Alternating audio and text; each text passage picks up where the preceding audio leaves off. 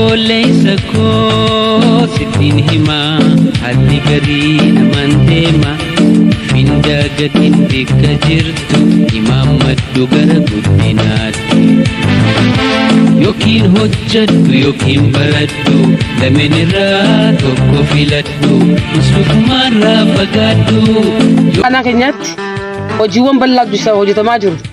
Inni ijoon garaagaraatis hojjechaa jiru kun jirutti ta'ee piroojeektii dhaabbanni deef jedhamu kun araddaa kana keessatti waldaa garaagaraa ijaaruudhaan waldaa furdisa loonii gubbatti akkasumatti immaas immoo deemma gubbatti akkasumatti immaas immoo waldaalee looyizii gubbatti akkasumatti immaas re'ee irratti warreen duraan mancaatii bosonaatiin beekamu dubartoota keenya dargaggeessa keenya warra duraan kasala gubuudhaan mancaatii bosonaallee mancaasanii jiruuf jireenya isaanii jijjiiruudhaaf sochii jabaa gaggeessaa jiran keessatti wanni kun dhaabbachuu qaba.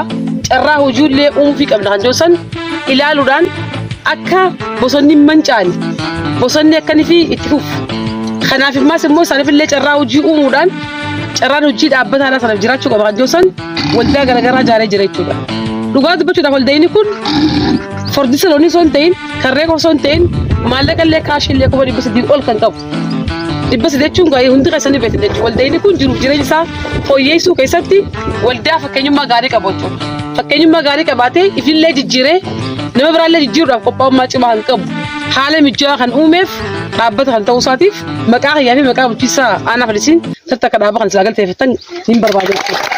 Yaa obboleessa koo sittiin himaa haalli garii namaan deema findaa gatiin bakka jirtu imaammadhu gara guddinaatti yookiin hojjadhu yookiin baradhu lameen irraa tokko filadhu musluufumarraa fagaadhu yookiin hojjadhu yookiin baradhu lameen irraa tokko filadhu musluufumarraa fagaadhu yookiin hojjadhu yookiin baradhu lameen irraa tokko filadhu musluufumarraa fagaadhu yookiin hojjadhu yookiin baradhu lameen irraa tokko filadhu musluufumarraa fagaadhu yookiin hojjadhu yookiin baradhu lameen irraa tokko filadhu musluufumarraa fagaadhu.